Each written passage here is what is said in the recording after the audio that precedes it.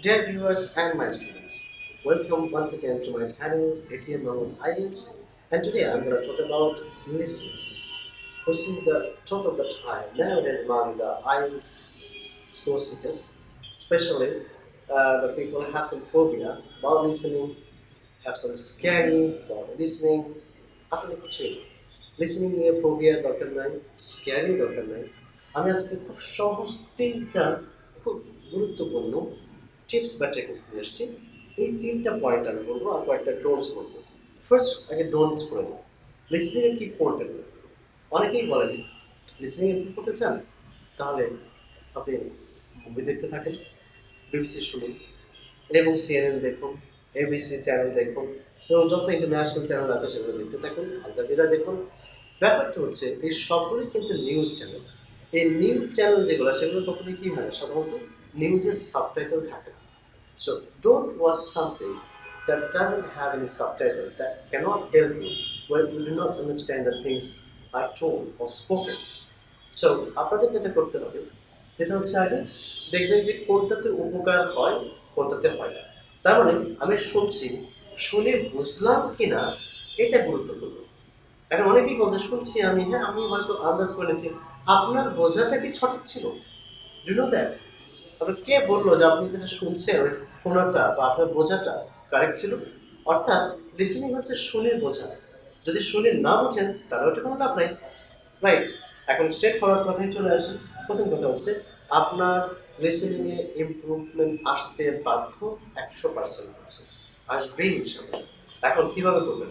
তারপরে কোথায় বলেছি যেগুলোতে সাবটাইটেল নাই সেগুলো দেখবেন না, শুনবেন না। এমনকি অনেকে এসবিও চ্যানেল, এটা ওটা বিভিন্ন চ্যানেল দেখতে পারে যেগুলো মুভি আছে কিন্তু নিচে কোনো সাবটাইটেল নেই, দেখবেন না। এবং এমনকি ওটা সম্পূর্ণ ওয়েস্ট অফ টাইম। তাহলে চলে আসেন কী করবেন। First thing, listen to good speeches. Listen to good speeches provided if got subtitles.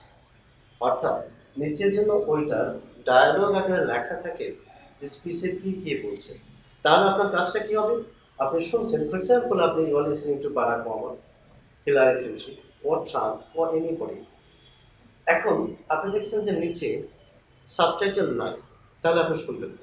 আপনি দেখেন ওই ভালো স্পিচগুলোতে নিচে সাবটাইটেল আছে কিনা। যদি থাকে আপনার ফার্স্ট জব হচ্ছে পজ দেওয়া। পজ দিয়ে আবার নোট করেন। আপনি একটা খাতা কলম নিয়ে আসেন, নোট করেন সেন্টেন্সটা। যে সেন্টেন্সটা কোনো লম্বা সেন্টেন্স আপনি বুঝছেন না, যেটা আপনি পড়ে বোঝেন না, সেটা শুনে বোঝার তো প্রশ্নই আসে না। এই জন্য আপনার যেটা করতে হবে আগে ওটা লিখবেন, তারপরে আপনি আবার শুনে বোঝার চেষ্টা করেন। এইভাবে আপনি দেখবেন। তাহলে কী করবেন, প্রথমে পজ দিবেন, ওইটা না বোঝার পরে আবার কী করবেন, রিভিল করেন। Pauses and reveals, pauses and reveals. আচ্ছা, গুড স্পিচেস এটা আপনাকে অনেক হেল্প করবে। শুধু লিসেনিং ইমপ্রুভ করবে না, আপনার স্পিকিংয়ে অনেক বড় ইমপ্রুভমেন্ট আসবে, আপনার রাইটিংয়ে হেল্প করবে, রাইট? তো সুতরাং আপনার প্রথমটা বললাম listen to good speeches made by some great people. এবার চলে আসেন second one. What I need to do is watch movies, English movies. I mean, you have the subtitle with all the dialogues, with all the things that you are listening to. যদি দেখেন ওখানেও subtitle নাই, তাহলে ওটা দেখে লাভ নেই। আপনি দেখলে কী হবে জানেন? আপনি হয়তো ঘটনা বুঝছেন, আপনি হয়তো বুঝছেন যে কী এরপরে কী কনসিকুয়েন্স হচ্ছে, আপনি হয়তো বুঝছেন হিরো কী করলো বা অ্যাক্টর কী করলো, অ্যাক্ট্রেস কী করলো। কিন্তু মূল ব্যাপারটা হচ্ছে যে সেন্টেন্সগুলো বলছে, whether you understanding that. If you are not understanding the sentences given or told or spoken by the actors or actresses, তাহলে আপনাদের শুনে লাভ নেই। তাহলে আপনি কী করবেন? আবার শুনুন। এখানেও একই কথা, সেটা কি? আপনি দেখেন ওখানে সাবটাইটেল আছে এবং ওখানে রিউইন্ড করেন, পজ করেন। রিউইন্ড মানে পিছনে নিয়ে আসুন, যেটা বুঝেন নাই আবার শুনুন, আবার পজ করে ওটা ক্লিয়ার করে নিলেন এবং যেগুলো বড় বড় যেগুলো সেন্টেন্স সেগুলো লিখে নিন। যে ওয়ার্ডগুলো জানেন না সেগুলো ডিকশনারি থেকে বের করে নিন। এখন তো ডিজিটাল ডিকশনারি আছে, সেখান থেকে বের করতে পারেন। And last one, enjoy talk shows. Talk shows are really helpful because these are conversations, right? So I mean, more than one people will talk on some different issues. এই জিনিসগুলো আসলে IELTS লিসেনিংয়ে থাকে বা পিটিতে থাকে, যেগুলো আপনার রিসেন্ট কোনো ইস্যুজের উপরে, রিসেন্ট কোনো টপিকের উপরে, রিসেন্ট কোনো অ্যাজেন্ডার উপরে কথাগুলো থাকে। যেগুলো নিয়েই আসলে অনেক সময় আইএলটিএসের বিভিন্ন পার্টে সিডিগুলো করা হয় বা লিসেনিং সাজানো হয়।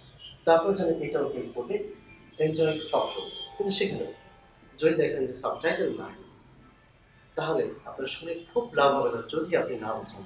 তবে টক শোতে আমি বলবো movies, unlike movies and species, talk শোতে দেখবেন যে একটু রেগুলারলি এবং কনভারসেশন দেয়, যেগুলো সাধারণত কনভারসেশনগুলো আমাদের জানা থাকে, অর্থাৎ কিছু তথ্য ল্যাঙ্গুয়েজ ব্যবহার করে, যার কারণে খুব বেশি কঠিন হয় না। এক্ষেত্রে আপনি টক শোটার নিচে যদি সাবটাইটেল নাও থাকেন, অনেক ক্ষেত্রে আপনি বুঝতে পারবেন। তো তিনটা জিনিস বললাম, listen to good species, watch movies and enjoy talk shows. একটু সাজেশন দিচ্ছি আপনাদের ক্ষেত্রে, আপনার হেল্প হতে পারে। আপনি যদি অক্সফোর্ডের সিরিজ আছে মুভিজের, Oxford 1, Oxford 2, Oxford 3, Oxford movie 1, Oxford movie 2, আপনি এই মুভিগুলো দেখলে দেখবেন এখানে সাবটাইটেল সবই দেওয়া থাকে। তো সাবটাইটেল সহ আপনি ডাউনলোড করে নেন ইউটিউব থেকে এবং তারপর শুনতে থাকেন। ঠিক এইভাবে আপনি যতক্ষণ ক্লিয়ার হচ্ছেন না ততক্ষণ শুনতে থাকেন। খুব বেশি দিন সময় লাগে না।